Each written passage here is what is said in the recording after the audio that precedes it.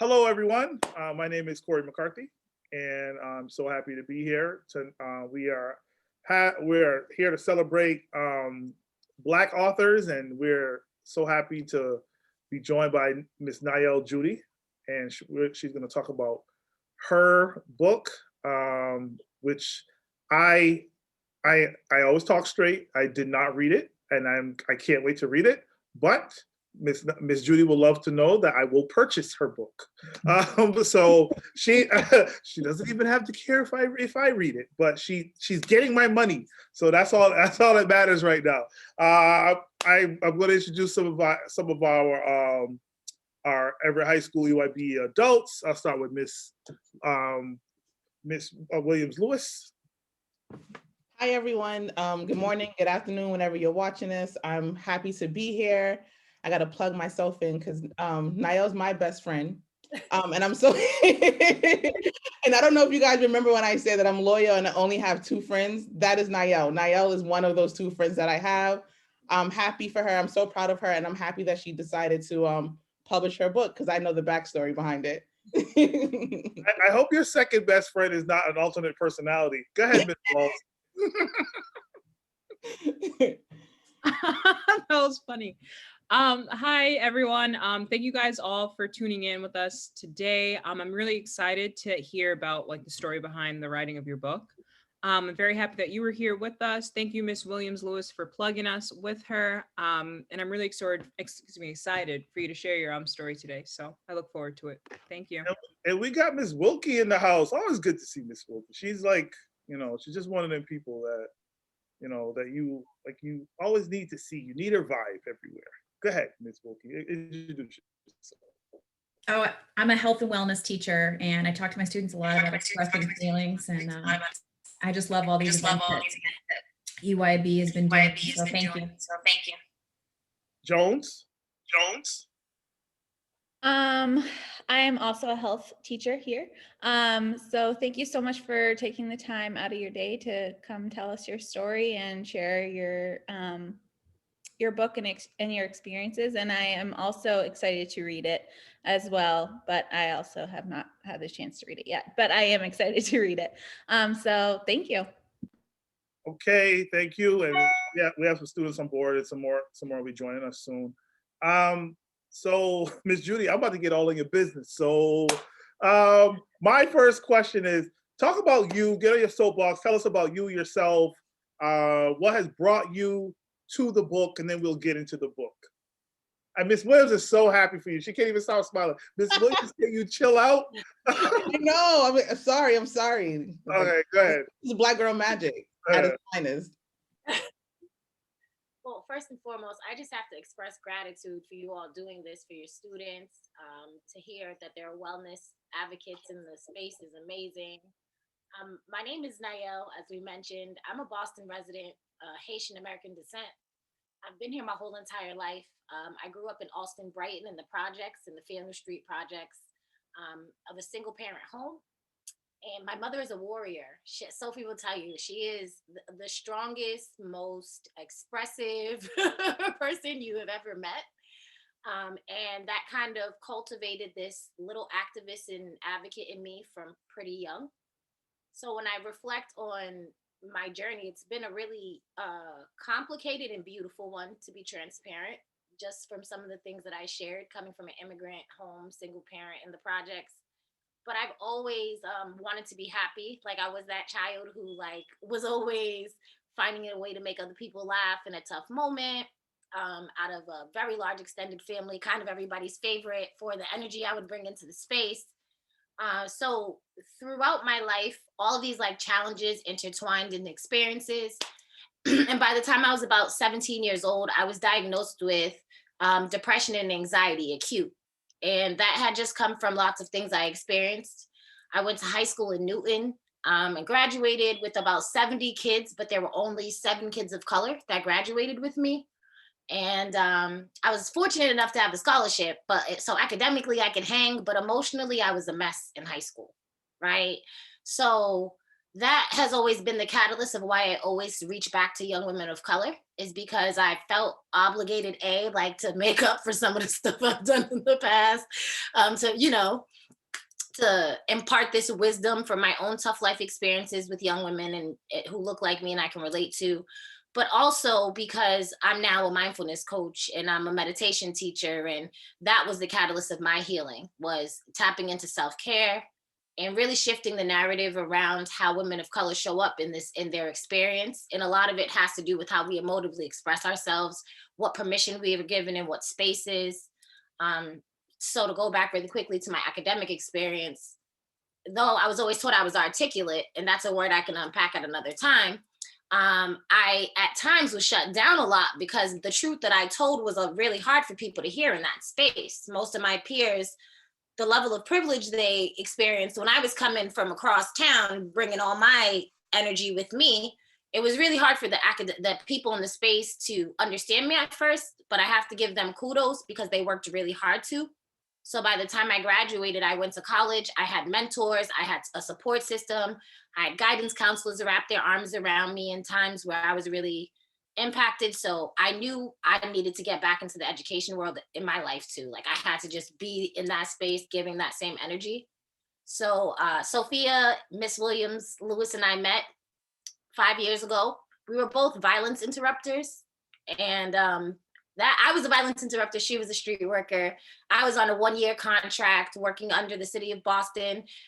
And I think we both always reflect on how much we used humor to get through deep sadness and craziness all of the time. Like it might have seemed erratic, but I think we would have cried more than anything. So we found the love we have for each other, the respect and support that you see from us. It started in the streets. It started in Mission Hill.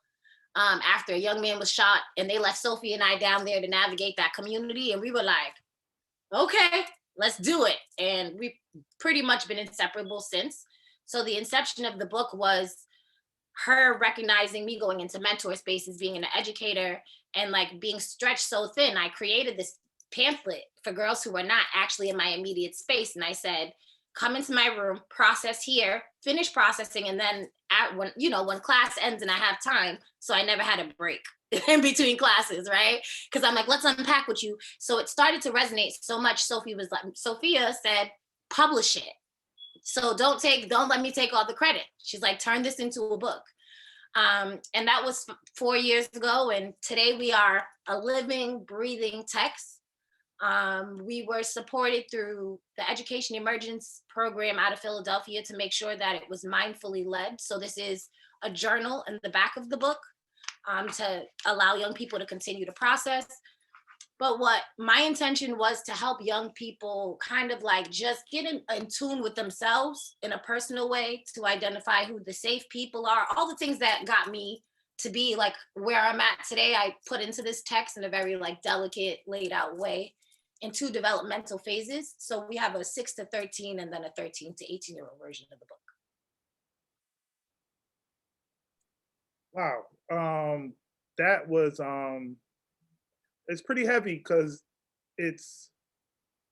I worked in Mission Hill and I know what that's like as well. I almost feel like I know who what particular incident that was at the time, because I believe one of my students was involved at the time. If this is the same one. So it's a little different in that sense. I think oftentimes with so many young Black men getting killed and shot, that we tend to overlook how it affects the young ladies, right? And I think having advocates like you guys in the atmosphere, and Sophie, Sorry. having you and Sophie is always great. Is always great to have. Now, writing a book like isn't easy, right? Like writing a book is pretty hard. And I'm like, I always tell people I want to write 3 books. It may never happen. But how did you get there? Like we have so many aspiring writers in our building, but and this has been the theme, like what is the path to get there? Like you reaching out to people in Philly, like why can't I go to Medford and find somebody to help me out? So what is the path for you to one, become a writer, and what are some of the challenges of writing a book? So one, I think content is really important, like being passionate about whatever you're writing on and being informed. So the writing process for me wasn't as difficult. I think like getting the content, the ideas off of my head was natural.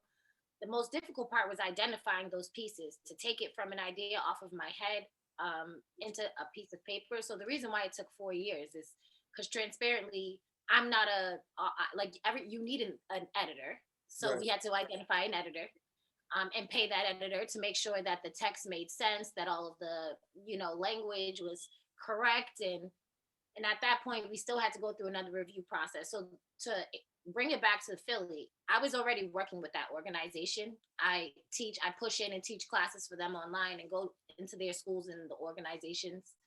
So that was my path.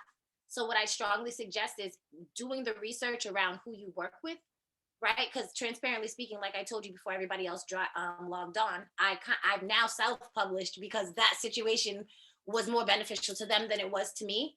And I have a point to make for my young people. I need them to know that like self-ownership, especially in this season, is important. So the minute you can take ownership of something, it's going to be harder to do, but it's going to be worth it in the long run. And I also am blessed enough to have a lot of authors around me. I have lots of friends around me who have published books. So calling and asking for help.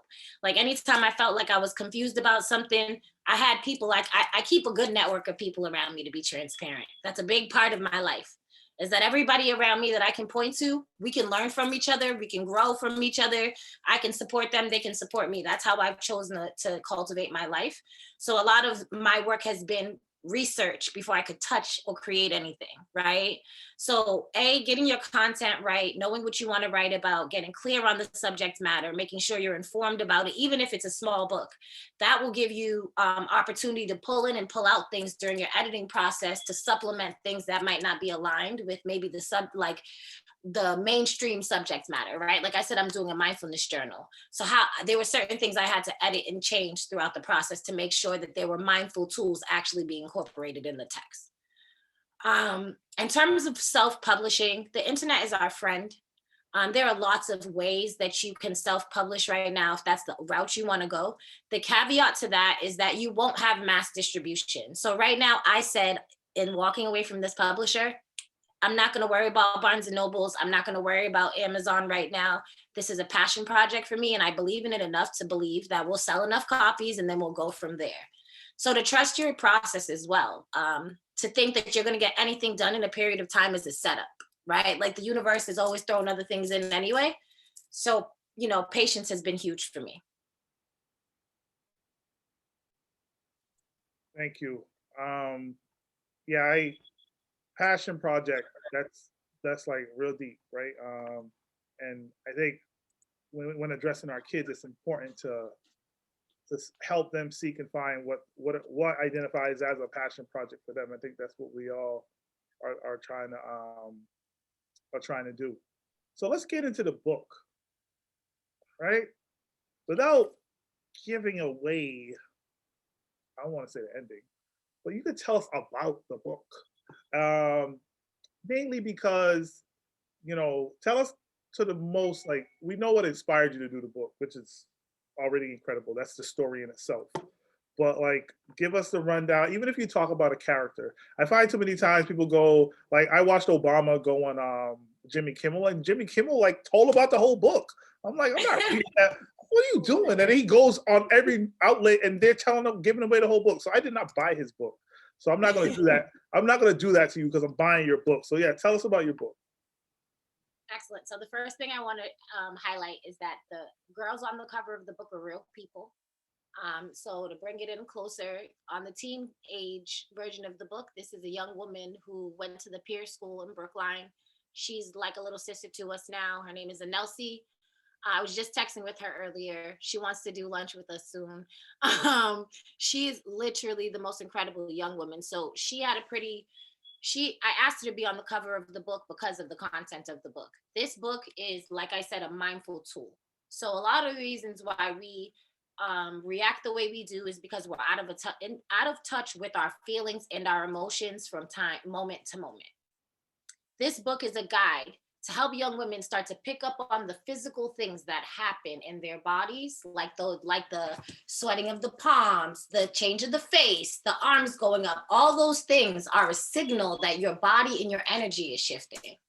So we take you through kind of like a body scan kind of moment, and then we give you tools, very tangible, accessible tools to shift your energy in that moment. Because like on the outside of this author thing, I'm a healer in the community, and I use sound healing, vibration, and meditation to help shift people's energy. The earlier we can teach young people these tools, the less damage they'll have to undo as they get older, right? Like in my mid-30s, unpacking stuff that happened at 15 is a lot of work. So if I can get this into young people's hands early, they'll automatically build some self-awareness. Like, okay, so when I get mad, I start to shake, or my hands start to get clammy. And then I know it's time to take that breath, or go to that person. So the book gives a really delicate explanation on how to bring awareness to what's happening within the body. And then we have an opportunity to express it, either through writing, or we have very clear tools on how to safely advocate for yourself in that space. Because we know sometimes advocating to adults can turn into, depending on the space you're in, and this is not every space, but I've been in some spaces where it turns into a gossip fest and not a solution-oriented space. So because of that, I really hate what I've witnessed in certain settings, that I really felt obligated to give the young women tools to identify what is a safe outlet versus what is just a space you're in. And to be transparent, and Elsie taught us that, right? Like just working with her, she was so in tune with who she was. She was so okay with the challenges that were coming up. And until she met Sophia and I, she didn't really have the outlet to be like, for us to say, oh, this is a strength, not a weakness. The fact that you speak 2 different languages makes you smarter than the adult that just tried to shut that down. Sorry. Don't accept that. You're too young, right? So yeah, that's what this book is really taking young people through. And like I said, there are 2 versions. So the language in the younger version is much more simplified, and it's more imaginative. So the tools I give them tap them more into their imagination than the body, because they don't have as much body awareness yet. I'm deeply passionate about this mindfulness stuff. So I was like, hey, as many people as listen, possible. you get to the health teachers on here. They're probably, it's music to their ears, right? Mr. McCart, can I hop in? Okay. So I had been a health teacher as well at Everett High School for the last 4 years. I just transitioned into my counseling role, but I was hoping that you'd be able to speak more on the importance of mindfulness, even if you'd be able to provide us with some skills that kids would actually be able to put in place to help them. Absolutely. Mindfulness has saved my life. Mindfulness is a set of tools, right? So I always say, first and foremost, the most beautiful thing about this practice is, in this lifestyle, is it honors who you are. Who you are and where you are in your journey. So I like to do a lot of trauma response work, like right when something's happened with a person, to try to help them unpack in that moment. But when you incorporate mindfulness tools into your day-to-day life, what they do is they build like a capacity and a reserve for your mental emotional space, right? So the practice tools that I use very simply are breath techniques, body scan techniques, loving kindness, loving young people and loving kindness. There's a video that I can share with you all from when we did the conference in Brookline with about 100 girls in the room. And there were so many attitudes. There was so much going on in the room. And I pulled out my belt and we started loving kindness. And we literally felt, it was like bringing tears to our eyes to see all of the girls shift their energy for a second when we gave them permission to just be kinder to themselves and other people, versus falling into this peer pressure of being whatever was happening in the moment. And there were things happening in the moment, right? So mindfulness gives our young people the permission to literally just show up as they are, but do it from a compassionate, realistic, aware space. And when you're incorporating these tools into the classroom every day, it could look like just 10 minutes of reflection before you even get into the subject matter, especially with some of the stuff that's been happening in the social justice space. anchoring with something inspiring and positive that is a clear antidote to what they just experienced on the news is not only compassionate and showing them that you care, but also saying we're not going to get stuck in the problem. We're going to look for the solution today. I 100% agree with you, and I feel like we as educational carriers and district level folks have very little respect for the role that mindfulness could play in the advancement and outcomes of students. So I remember in my interview to get this job, God forbid, hopefully I keep it after this. I always say that, but I was like, all right, if I get hired here, like we just need to talk about like mindfulness and response to trauma and but what to do, right? What to do when stuff happens. So like when I hear you're talking about body scans, like I feel like last summer, when I was like, I'm not an anxiety person at all, but I'm also a very deep thinker to a fault. So I credit body scanning when I wake up every day. I still do it right now. Like, and I think people confuse like being present with the singular part of being present. Like the point of you doing this is not for you to be present around people, it's to be present in your space, your bubble, and understanding that before you then go and take on the world and other people and all that stuff. And I think people tend to treat this work like it's the COVID virus. Like they're just like, some people believe it, some people don't think it works or it doesn't work. But I think I'm finding everyone involved to be very believable. I practiced it myself as well. So I definitely respect that work, right? Affirmation is another one, that going through that whole process. So so I know you learned from that student, right? I know, but who inspires you to do the work besides like if I want to like meet more people like you, besides our health teachers who are great, who I need to sit down and I can't wait for them to come back so I can get to know them better. But who else could Mr. McCarthy, who knows nothing, Google or find to sort of besides you guys, obviously, to really learn more and be more informed myself? So like I said, mindfulness is a toolbox, so it depends on what you're most interested in. So if we're Right. going to talk, I'll give you the pillars. So from a mind space, the 3 teachers that I am obsessed with right now are Joe Dispenza. He is he's a neuroscientist. So he gets into all of the effects of the electromagnetic field in the brain, all of how mirror synapses works and how we can cultivate new experiences through focus and envisioning things. So he's like key to me right now. So Joe Dispenza, Bruce Lipton also, and he's more of a quantum physicist. So I know I'm talking high level. So that's why I said it depends on what you're into. But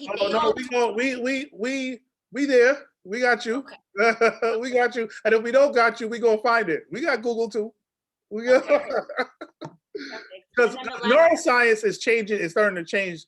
Like neuroscience is becoming bigger than anything else right now, especially in young children, with the understanding that the brain is the discovery that the brain is like super plastic, right? And you could actually, at a certain age, before they get to like 20 or something like that, kids who are experiencing a lot of trauma actually have old brains, right? But with neuroplasticity and understanding of how neurons are fired, you're able to reverse that, trigger the amygdala, and calm it down a little bit, so the prefrontal cortex could actually start doing the job for the kids. But getting normal folks to understand that to be a real thing is pretty difficult. So as you move forward, with the message, with this sort of message, and you have Sophie with you, you know, like, how do you plan? What are your plans? What do you want this book to do for people? For schools, your community, what do you want it to do for my son, 17, you know? So I want to track back really quickly because it's going to lead into this. So the third teacher that I would really suggest that people look into to wrap into all of this is I said Jonas Spencer, Bruce Lipton, and then the emotional body teacher. Oh my goodness, it just slipped in my brain that quickly. Is this Dina? Nadine Burke Harris. Yes. Sorry. Okay. Nadine. I was gonna go with Zadina, but it's there. Burke Harris is good too. Yes. Nadine Burke Harris and Dan Siegel, because they talk all about what you're talking about, which is the way that the brain functions and how trauma impacts the brain specifically. So that is the goal, is that I actually lecture a lot on that piece, is the way that fight or flight impacts the brain. We talk about the 3 parts. We use the hand as a model. This is your amygdala, right? The middle part of your brain. It's the oldest part that you can find in the human brain. So it's your prehistoric brain. Then you have your limbic nerve. The limbic nerve lives on top of it and creates all of the emotion. It creates all the connection to the emotion. And then the third part is the prefrontal cortex. So if we just do that again, it's 1, 2, 3 is the process.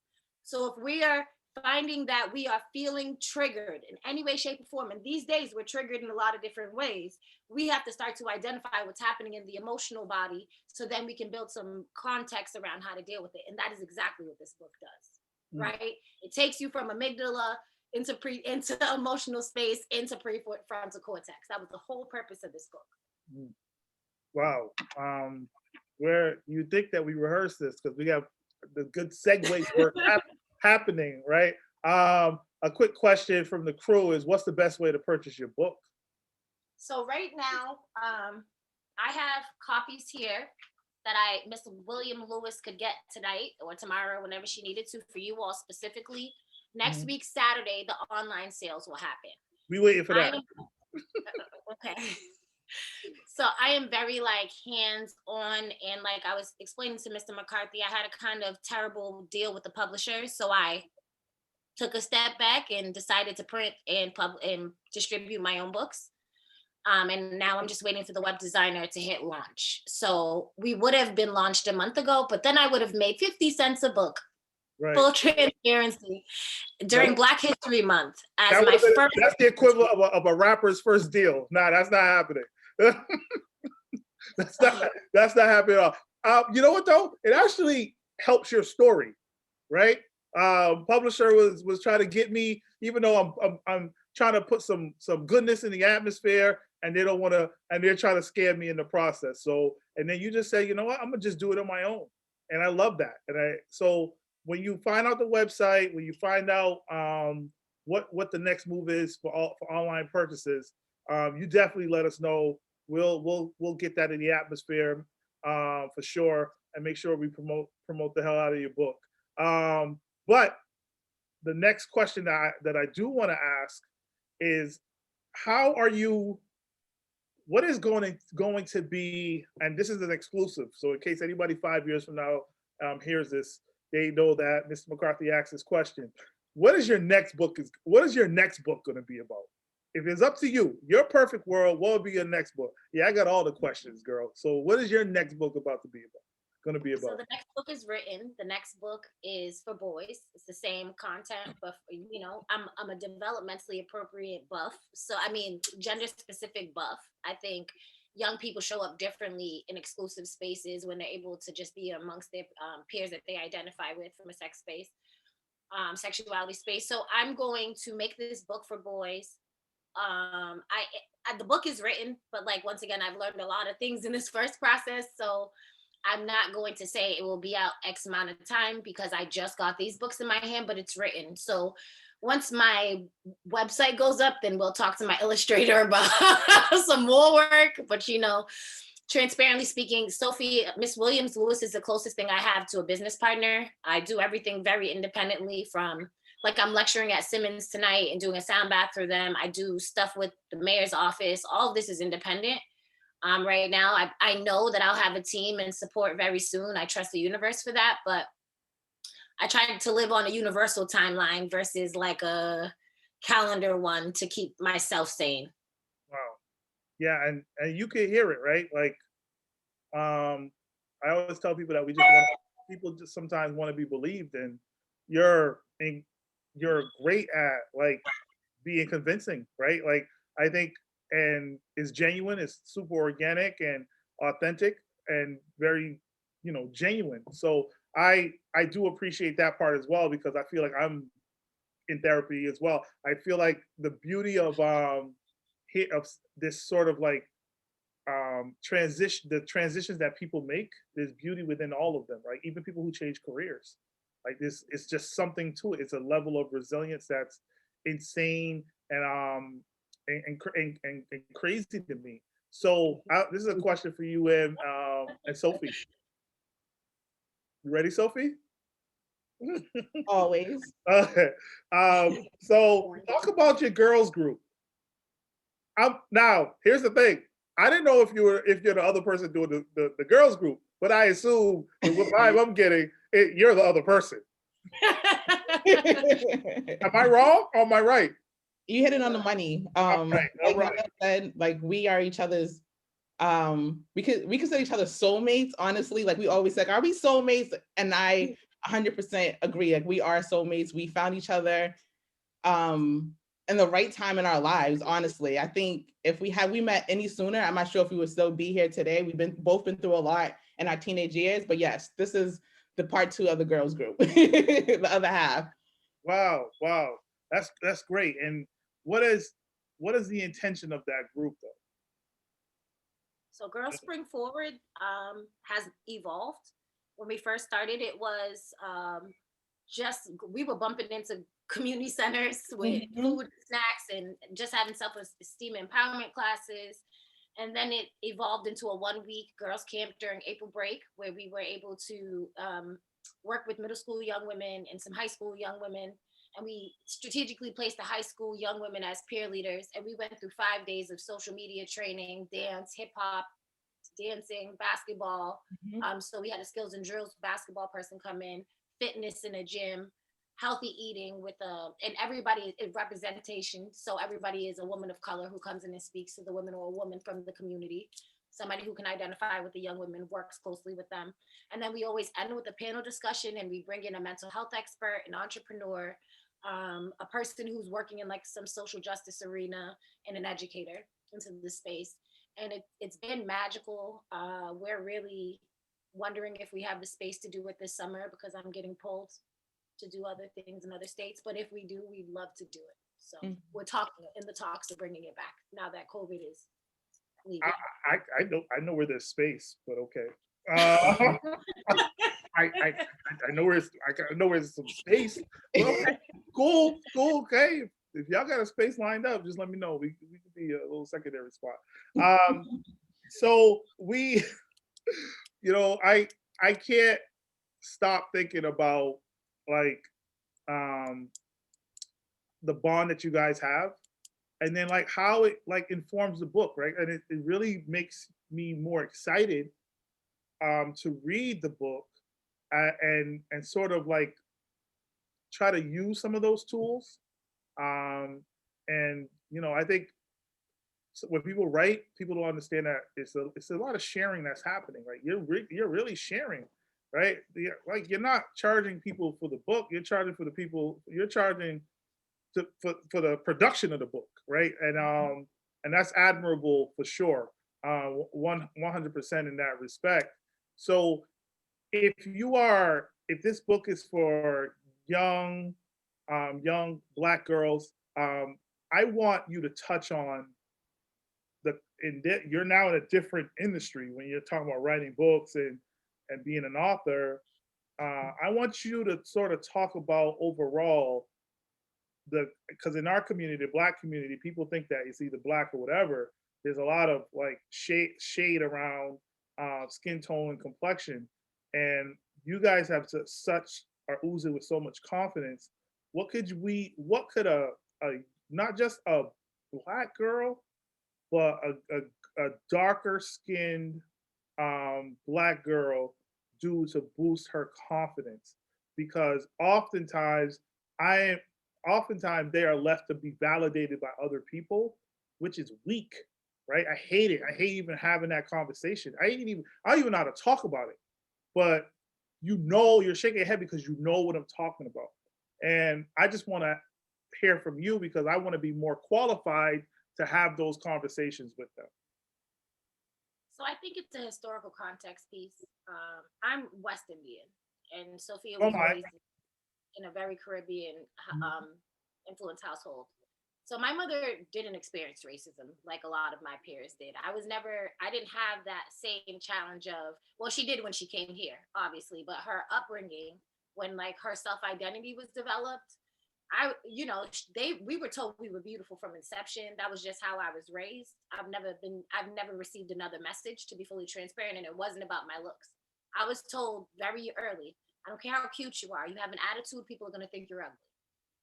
That was something that my mother always said to me, like a very pretty face with a bad attitude can change your whole countenance very quickly. So I would say to any brown skinned girl that if you want to feel more beautiful, you need to understand that your beauty is internal. It is how you treat yourself. It is how you treat the people around you. It is how you speak to yourself. It's going back to those affirmations, right?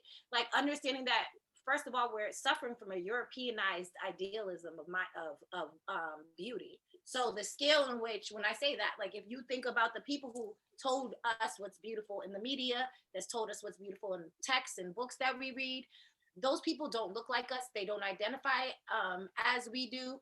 And whether they're well-meaning or not, it's their perspective that's being pushed on to us, right? Because I don't always want it to be like a they're bad, we're good thing. This is the reality of where we are in this country, in this world, right?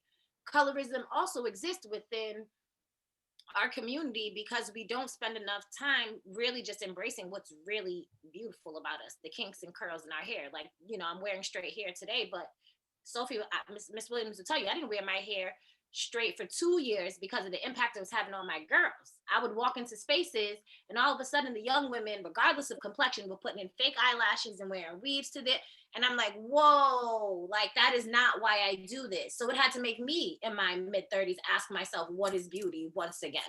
Right. So I think it's really about having a conversation about the context in which beauty has even been, like where it came from, why we put ourselves in these boxes that gives young women the identity, the opportunity to look at themselves differently, right?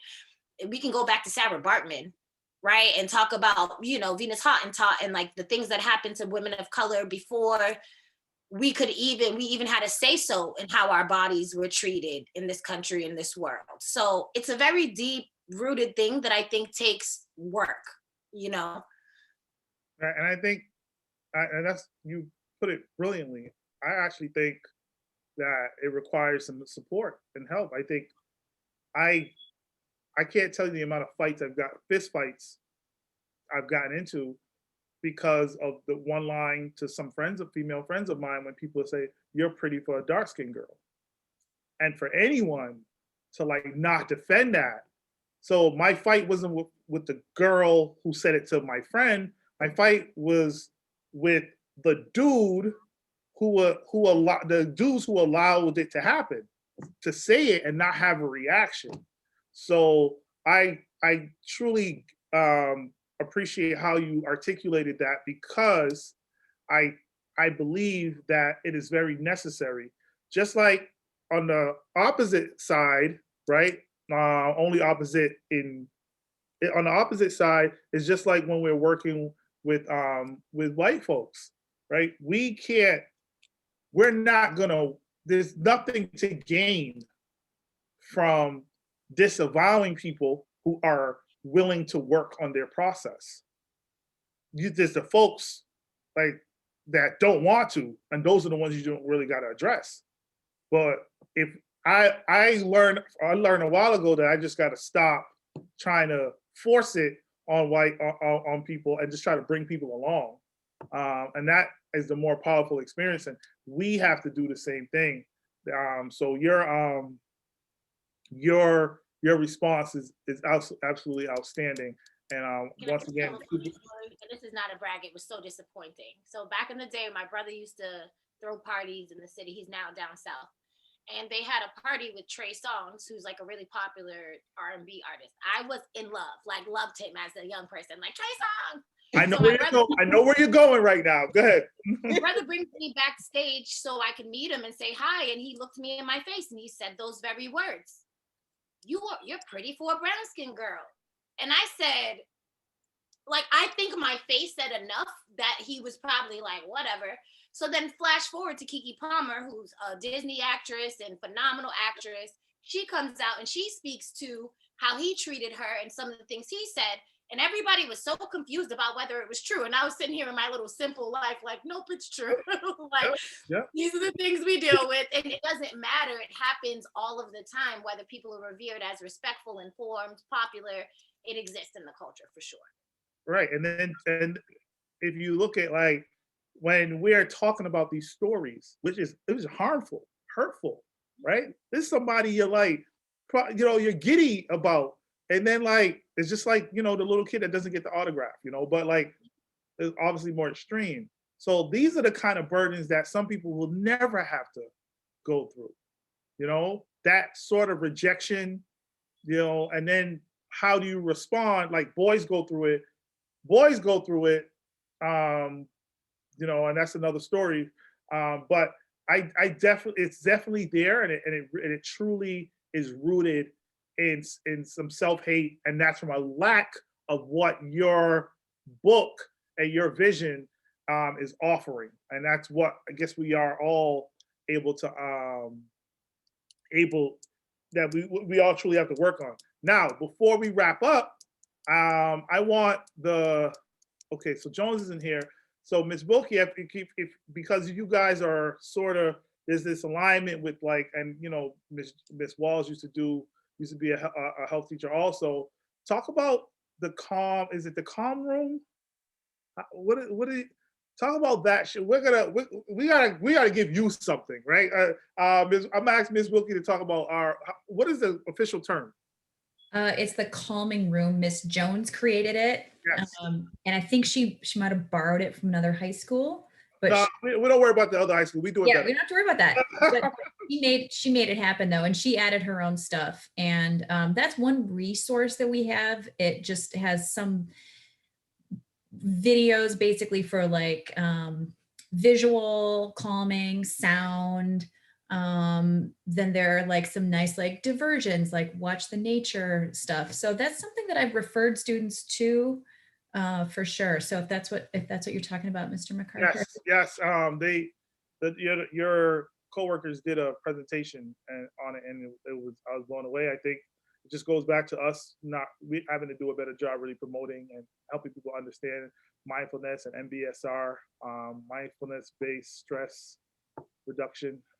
Yeah, I think we just got to do it in our classes more. Miss Walls, I'm a brand new health and wellness teacher, but Miss Walls has 4 years. She has way more experience than I do, but maybe Miss Walls, you can, or I would love to hear Miss Judy's, thoughts on, getting students, when I do these exercises in class with them, it's especially virtually, it's really hard to know if I'm doing it effectively, if like, I hope I'm just like planting seeds, but anyway. Yes, yeah. So what were some of your Ms. Walls? Ms. Walls don't even like when I put her on the spot, but I'd be putting her on the spot. What were some of your most effective practices in doing that work, Walls? Well, for me, I definitely didn't have the challenge of COVID, so I had my kids in person.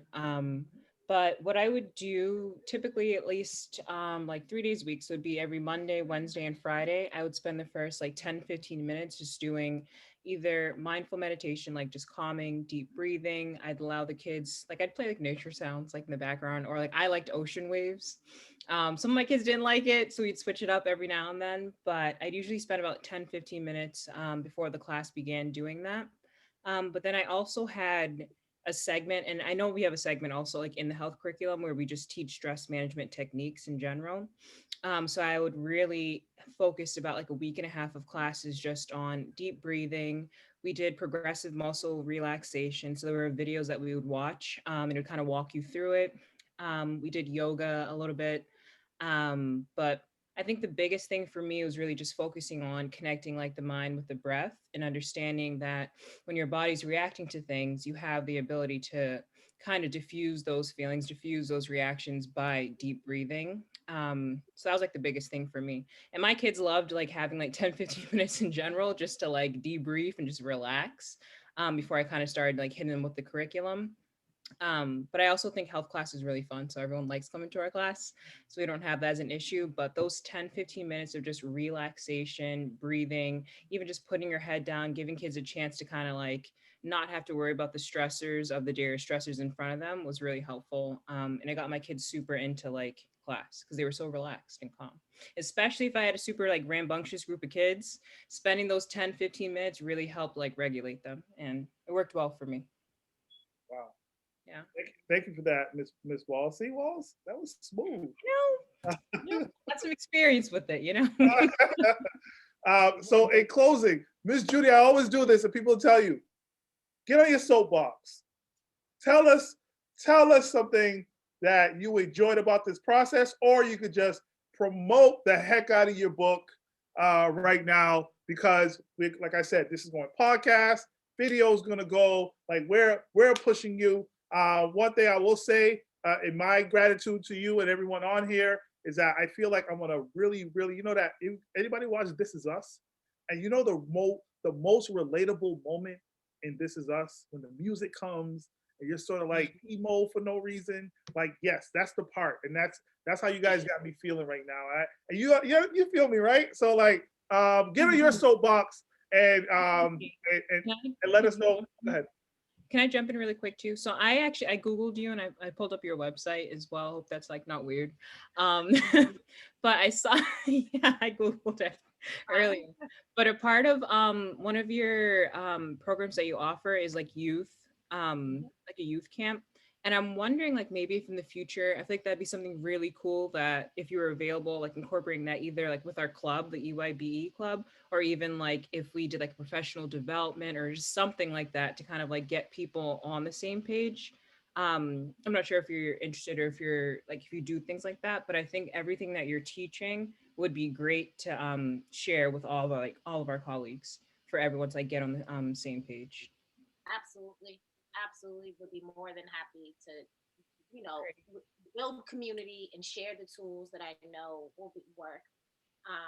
So before I get on my soapbox, in the mindfulness community, we lend information. So I also would like you all to look into the Holistic Life Foundation to see the impact that they've had in Baltimore with incorporating mindfulness and substitution for detention for their young people. And there are all these statistics that you can lean on and see if you need to share with other people. Baltimore has them in 50 schools across the district. And what I'll say is I'm working steadily to create many things. So I just finished a meditation mixtape that will be available on iTunes and Spotify by the end of the month of March, so that people will have a whole hour of guided meditation that they can play in any space. I incorporated the sound healing tools into it so that it really helps people drop in.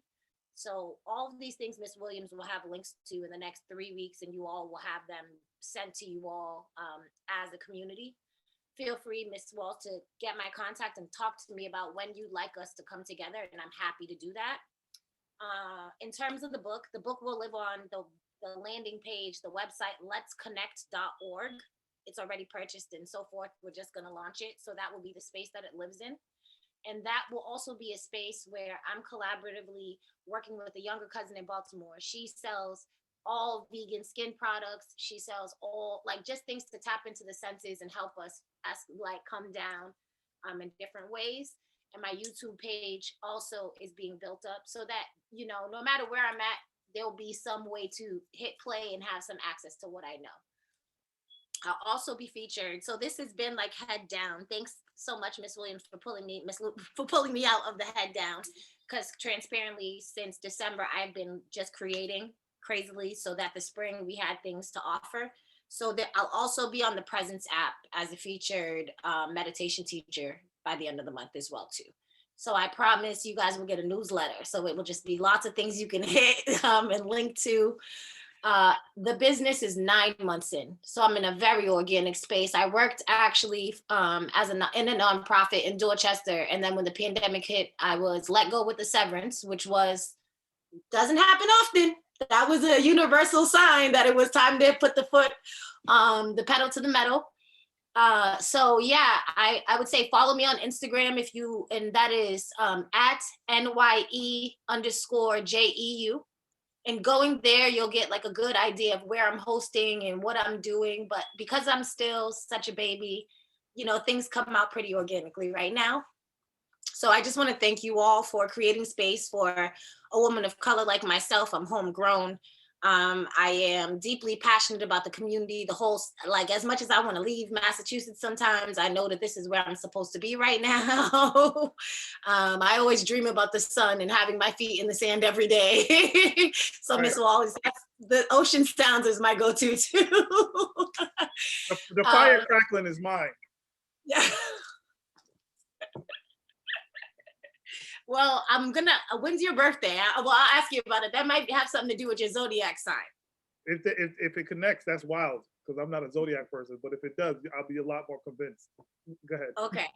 All right. So we'll talk about that another time. But yes, so the elements, the air, nature, all of those things contribute. So if you can get your young people outdoors when they get back in the building and have a class outside, like that is going to de-escalate everybody really quickly.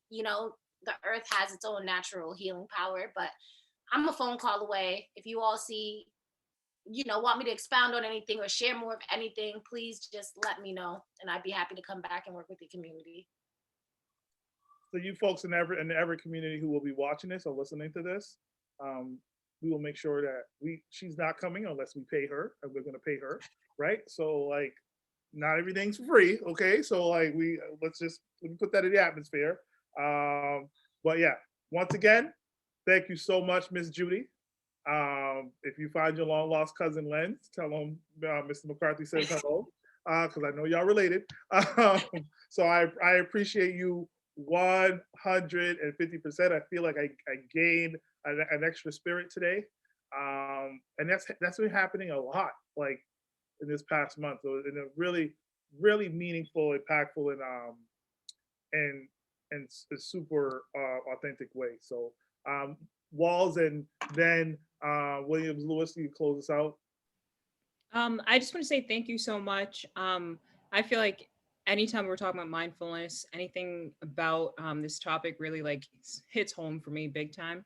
I'm really excited for you to be able to work with our students in the future. Hopefully we can make that happen. So I'll definitely be in touch with you soon, but I really appreciate this. And I'm excited also for your book launching.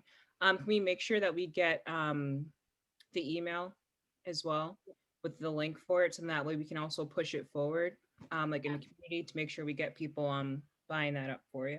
But I really appreciate you coming today. Thank you so much. Go ahead, Ms. Williams.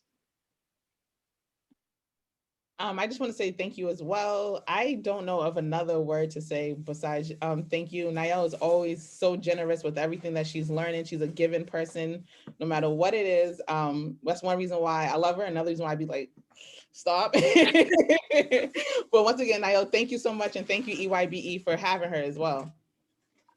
All right, with that being said, thank you everyone for joining us. I look forward to the next event.